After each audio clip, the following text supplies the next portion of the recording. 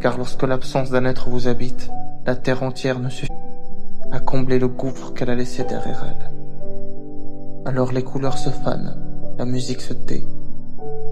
Les mets les plus raffinés perdent leur saveur. Les cités les plus éclatantes se couvrent de cendres, et les femmes elles-mêmes deviennent silhouettes sans chair.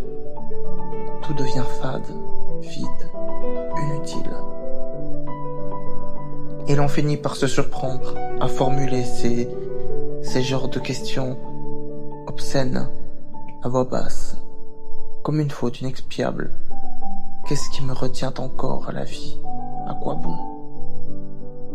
Voilà bien longtemps que la joie n'habite plus que mes souvenirs.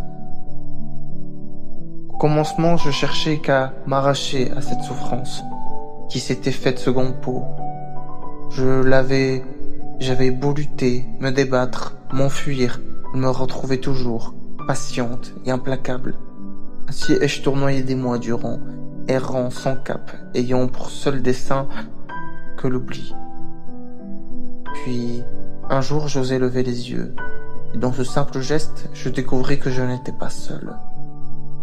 Autour de moi, d'autres âmes ployaient sous un fardeau semblable, portant chacun à leur manière le poids de ma propre peine. Alors naquit en moi une résolution silencieuse. Il me fallait avancer, pour lui et pour moi. Dès lors, presque mécaniquement, je repris la marche, un pas après l'autre. Souvent, je m'écartais du chemin, et je me perdais dans le méandre des questions existentielles, ce que je voulais, ce que j'étais, ce que je désirais devenir. Une seule chose, pourtant, me permettait de garder le cap.